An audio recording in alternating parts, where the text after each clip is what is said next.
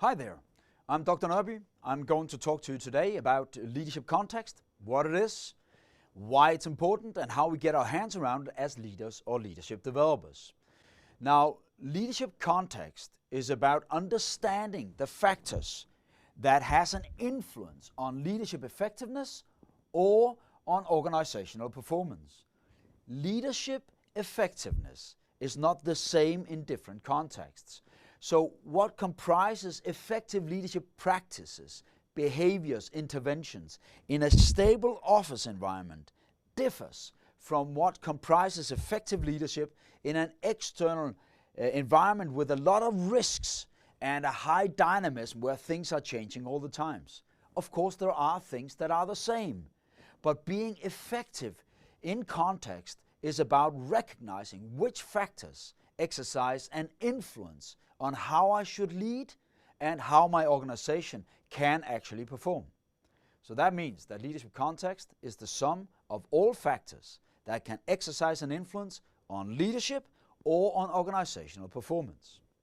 To recognize which factors in my context I should be keeping an eye on, I can look for three different effects of contextual factors. My research showed us that there are helping effects, there are hindering effects, and there are guiding effects coming from contextual factors.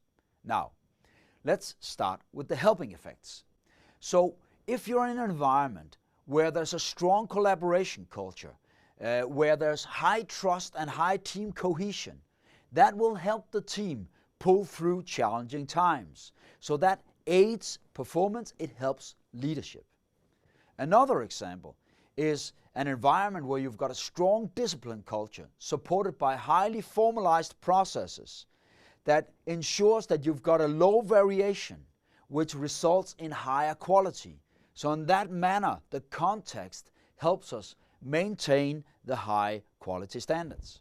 A third example could be a diverse team where the different perspectives in the team composition helps us think out of the box, promote creativity, and drive innovation up. These are factors that I can influence through leadership to set my organization up for performance.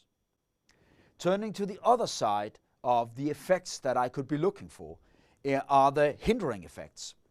So for example, if we're leading people over the distance alone makes communication more difficult. It becomes more difficult because communicating via Teams or over the distance removes cues from the communication. Another example is the leader entering an organization where the people have built a strong autonomous culture over many years, where they have had the freedom to choose the way that they work each individual as they see most fit. Now, if the leader is tasked with aligning processes more, drive more efficiency through standardization, that culture will have an hindering effect, and the leader needs to engage to change that culture. Now, a third example of hindering effects could be an organization operating in an external environment with a lot of risks, which means that we have to take a lot of safety precautions in the way we work, slowing work down, making work more cumbersome. So, helping effects and hindering effects. The third set of effects I can be looking for are guiding effects. So of course the organizational intentions have a guiding effect as to what I should be doing as a leader. So if the organization is pursuing high organizational efficiency, I need to translate that into investing my leadership energy in driving continuous improvement sessions, building up the learning culture in the organization so we keep on implementing incremental improvements to drive the efficiency up. Another example is when the external complexity and that volatility in the external environment drives me as a leader to set my decision processes up by involving the different people in a certain manner so that I make my decision processes mitigate the external complexity. That's an example of a guiding effect. The third example of a guiding effect could be where I'm operating in a market with a high external dynamism, a lot of changes all the time, which leads me as a leader to build up a strong empowerment culture, decentralize certain decisions in order to make sure we've got the organizational agility to respond fast to the external market. Now, when I work with the leadership context, I need to recognize that in this manner, certain factors can be shaped. For example, the culture that I can shape to promote organizational performance. I can change people in and out of teams to make sure I've got the right composition to drive performance up. I can change certain structures. I can establish interdependencies, demands about coordination between different departments to make sure we get tight coordination and thereby reduce the risk of committing mistakes. Now, I also need to recognize that as a leader, I define my leadership context by the group of people that are involved in the leadership that I'm exercising. That means that as a leader, I can actually have several different leadership contexts depending on the people I lead. So if I've got a group of people that I'm leading over the distance, that leadership context will differ from the people that I've got in the office every week. Also, we will recognize that there are different leadership contexts in different parts of the organization. So even though we've got common leadership principles, common leadership values that we adhere to and that we hone, of course we should be doing that. But we also need to recognize that there are contextual differences. Leading the manufacturing department in a more closed system with a much higher pursuit of efficiency compared to the R&D department, where we want more innovation, where we want to promote a different culture. And if we go into the sales department with a lot of people distributed and interacting with a lot of customers all the time in a very open system, I need to recognize this and I need to understand how do I fit my leadership to best match those contexts, and I need to understand how do I best shape culture, structures, and people composition to match those performance demands. So, what we're going to do now is we're going to dive a bit more in to the 5 layers of leadership context, how they interact, and what that's all about. Now, let's have a deeper look into the 5 categories of contextual factors that were revealed through the Global Leadership Context study. Now, as a leader, the first thing that I need to do is understand the base, the foundation for my leadership, and that's the organizational intentions. There are 4 organizational intentions that come together to form that base, which I need to understand in order to dose my leadership, invest my energy in the right disciplines as a leader. The first is the purpose fulfillment. The purpose fulfillment is about understanding the organizational purpose and understand how that should be a basis for all decisions and discussions when I exercise leadership. Now, let's take a hospital as an example. Their purpose is to make patients well, as fast as possible, as safe as possible. That means as a leader, I need to include that in all decisions and discussions as a centerpiece. Of course, the purpose fulfillment, the purpose intention differs from organization to organization, but I need to understand that as a leader. Having understood that, I need to understand the balance between efficiency and innovation that the organization is out to get. So if I'm leading a department that's primarily focused on efficiency, that sets certain demands, that guides my leadership efforts and the leadership practices that I should be investing myself in.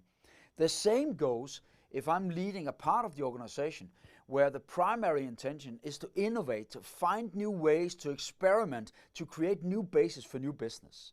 So if I'm leading the R&D department and I'm leading the manufacturing department, those two will have a different balance, and I need to understand that as a leader. Underpinning all of this is the 4th intention that I need to understand and translate into leadership priorities, and that is how strong a people base, how do we want our people base to develop. So what is our talent acquisition, talent development, talent rotation strategy? How do we work with competencies? How do we drive efficiency and innovation and purpose fulfillment by getting the right people on board and mobilizing them in the right manner? These four come together and form the basis for my leadership understanding. That's the first part. They hold guiding effects to my leadership. The second group of leadership or contextual factors, concern the external environment. These factors are hard to change for the leader, so it's mostly about being aware of them, understanding them, and understanding how we should respond to them, how we should mitigate some of their effects. In this category, we find first and foremost the system openness. As you can see, the model here is open, and the reason for that is that we exercise leadership in an open system, but there is difference to how open the system is. So if I'm leading an organization where everyone in the organization have daily contact and interaction with users or customers, that will influence the way I need to lead in comparison to an organization that's more closed, where the people in the organization do not have a lot of interaction with the outside world. That's a different leadership setting. That's the first thing I need to understand when it comes to external environment. Then I need to understand the external dynamism. That is, how fast and how much do things change in the external environment, and the external complexity. So how many factors are changing? How many different small components do I need to pull in my decision processes, and how do I need to set my organization up to respond to that high dynamism or high external complexity? In this bucket, we also find the risk intensity. The risk intensity. And the risk intensity is about how severe damage external risk, external threats can actually can actually hit us with. And that means that if we are operating in an environment where the risk intensity is high, I need to lead based on the presence of these threats always. They are always there. So that means that if you're leading an organization that's operating in a dangerous environment, for example, a military organization, you need to take that into account when you make your decisions. On the other hand, you also have social workers who run a high risk of emotional strains, emotional influence from the clients they're serving. I need to understand that. I also need to understand the risk picture. How much damage can we have to equipment and so forth. The last thing I need to understand in this bucket is the workforce dispersion. So how spread are the people? How much distance do I have to take into account when I set up the way that we run our leadership, that we have our interactions? So I need to understand intentions and environment together, and then I need to understand the structures that are installed in the organization and that I might consider shaping to promote performance. Now, here I need to understand centralization. Which decisions are centralized and which decisions are decentralized? And I might consider changing that balance to promote a certain effect in the organization. I need to understand what level of formalization do we have, how many written procedures, how formalized are our processes, so that if we want to increase standardization, increase stability, we might consider changing the level of formalization. In this area, we also find the internal complexity. That relates to how complicated the tasks are, how often task requirements change, and how much they are woven together in the organization. In this area, we also found the interdependency between different departments.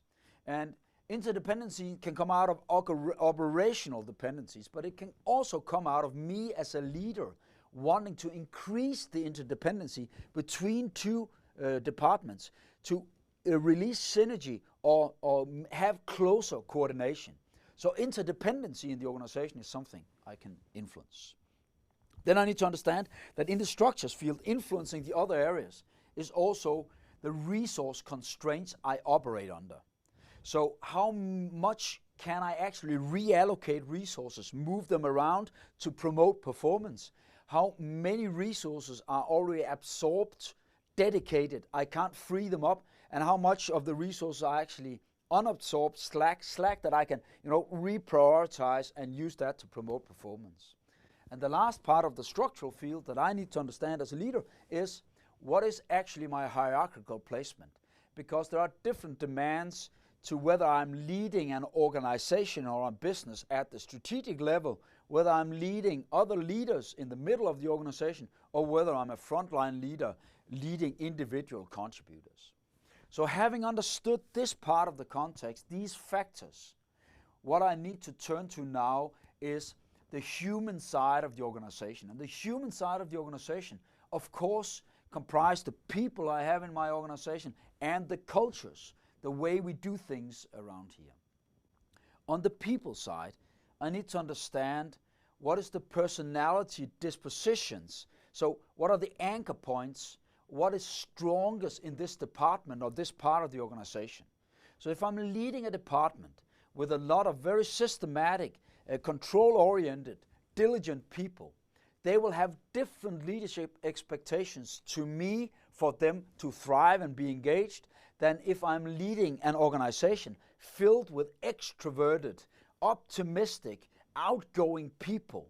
So I need to understand where are the center point, the anchor point of that personality composition.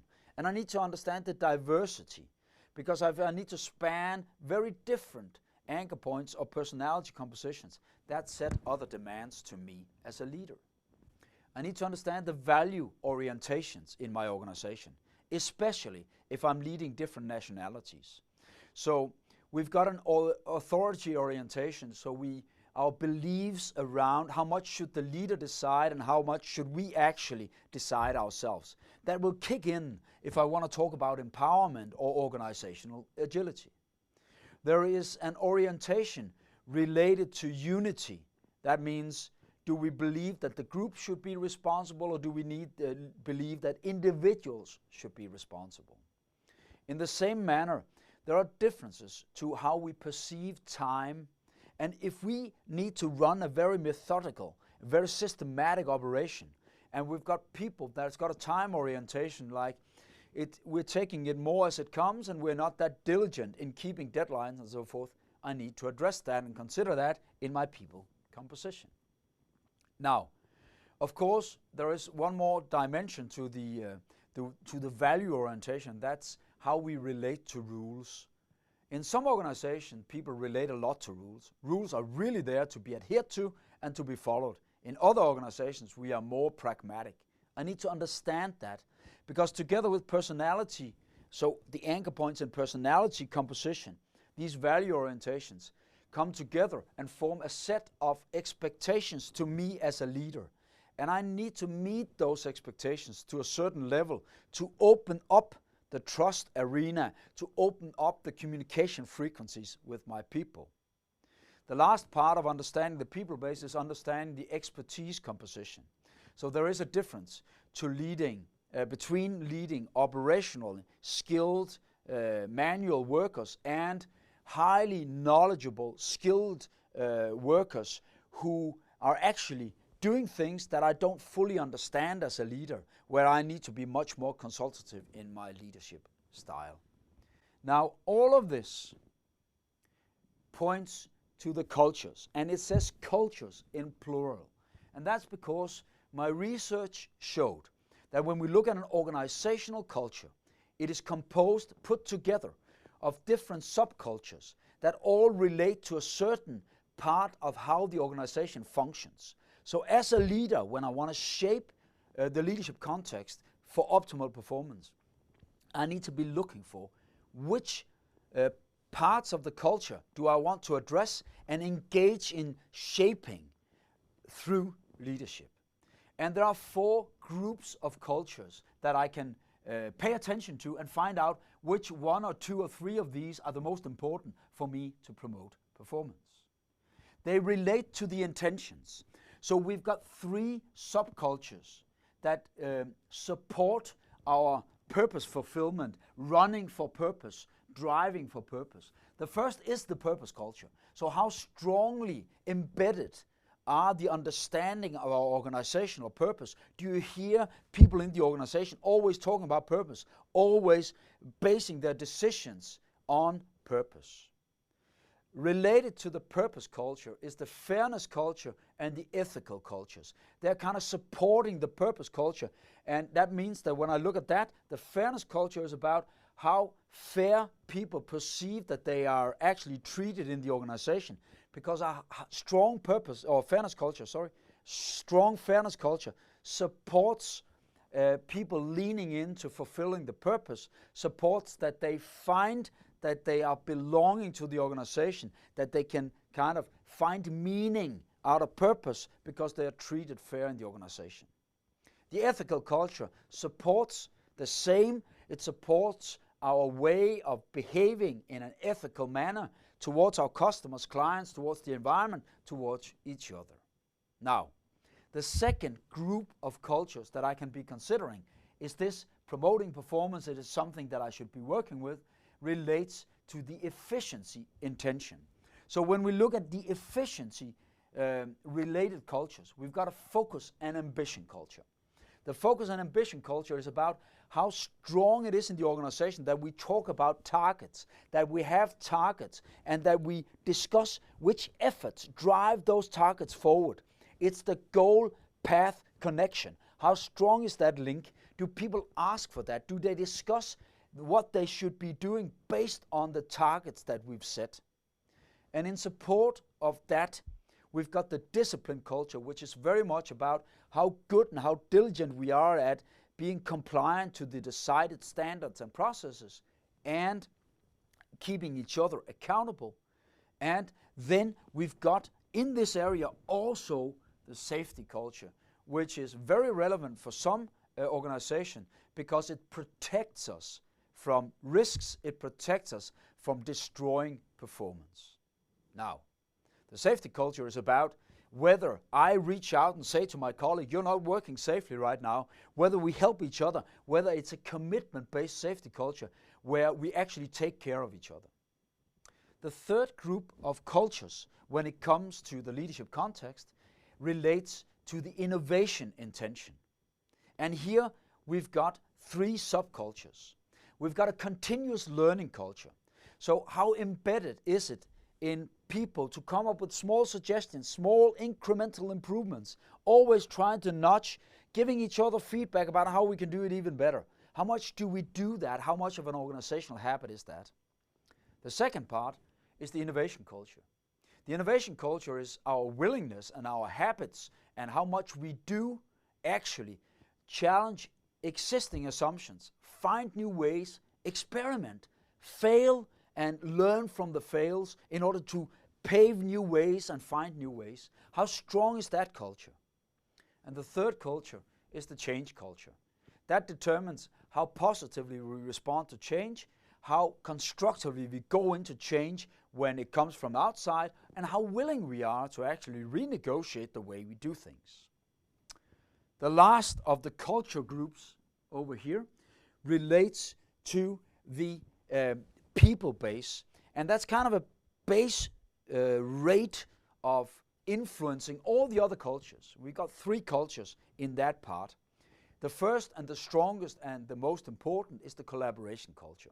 That's about how much we actually lean into collaborating, how much we invite people to the party, but also invite them to dance, reach out, create collaboration, adjust my own behavior, focus on making the social dynamics work really well. The second part in this group is the empowerment culture. The empowerment culture is about how much people in the organization take initiative, self-directed initiative, act in the intention of the leader, do something because they feel that they are empowered to do so. They believe that they will get constructive and positive response when they do that.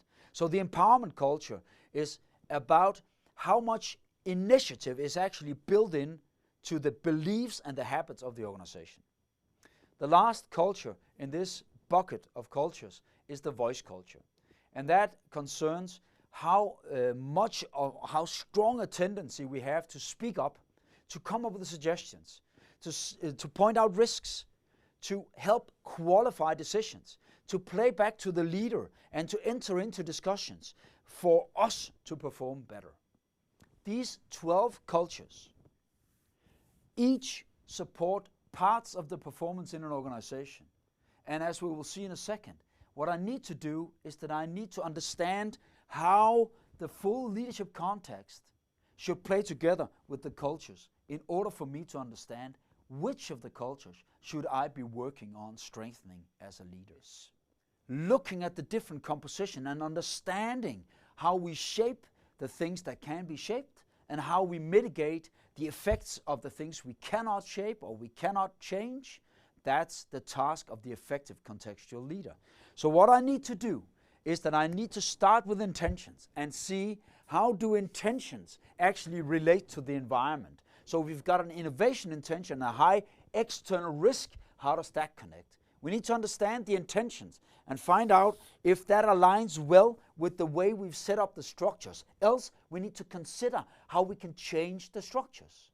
We need to look at the intentions and then look at the people composition and then say, if we want to drive innovation, do we have the right people? Do we have the right expertise? Do we have the right personalities? So if we change intentions, we need to understand we might also need to change the people base. Now, I also need to look at the intentions and then look at whether they are supported strongly enough by the cultures. So if we've got an old culture that has served us well, for example, we have had a very, very strong continuous improvement culture that is about notching, but now we want more innovation. So we need to change that towards an innovation culture, and that means we need to engage with that from a leadership perspective. Then I need to look at the external environment, and I need to understand how well do our internal structures match the external environment. So if we've got an external environment with a lot of legal demands, then we need to look at our structures and see, have we formalized the processes so that we are sure we meet the legal demands? Have we centralized the right decisions? Do we set our organization up to match the external environment in the right manner? Now, the external environment might be very complex and spread over large geographies. Then I need to consider, do I have the right people? So do I have the right nationalities? Do I have the right attitudes among my people or in my people base to match the external environment? Then I need to consider, do our environment and the cultures, does that come together in a good way? So for example, if I've got a very dynamic external environment, I need to look at my empowerment culture and find out if that is strong enough. If not, I need to strengthen it. And maybe if we've got a high external risk intensity, I need to make sure I've got a strong enough voice culture so that people will voice the risks, their worries, their assessment of risks for me as a leader, so that I've got the information, I get it immediately. In the same manner, I need to look at how is it that my structures actually align with the people base I have. So if I've got a lot of people that are not very systematic, that are not very diligent, that do not like control, and I'm tightening the structures, I'm formalizing more, I'm centralizing more, because I've got an intention of pursuing more efficiency, and we've got a higher level of complexity in the external environment, then I need to see whether structures and people align well. In the same manner, I need to look at the structures and the cultures. So if I'm changing the structures, I need to look at the cultures and see whether that comes together. And of course, the last thing I need to look for is, how is it that my people, the beliefs they've had, or they have, so let's say we've got a very high unity orientation, belief among the people that we should all be involved in the decisions.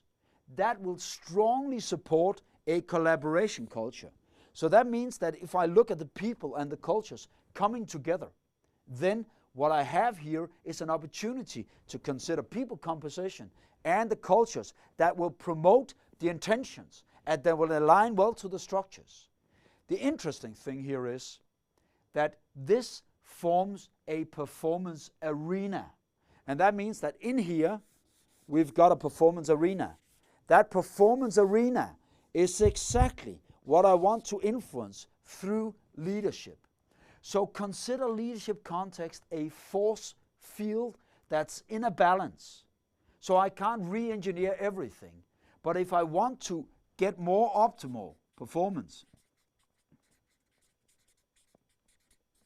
I need to consider which factors should I be changing, influencing through leadership in order to move the force field to set my organization up so they have an optimal performance arena. And that's what effective contextual leadership is all about. It is about understanding and recognizing the organizational and contextual dynamics, and then influence, mold, shape the context to best support performance and support leadership, which is all we have surrounding the performance. Now, that's what contextual leadership is all about.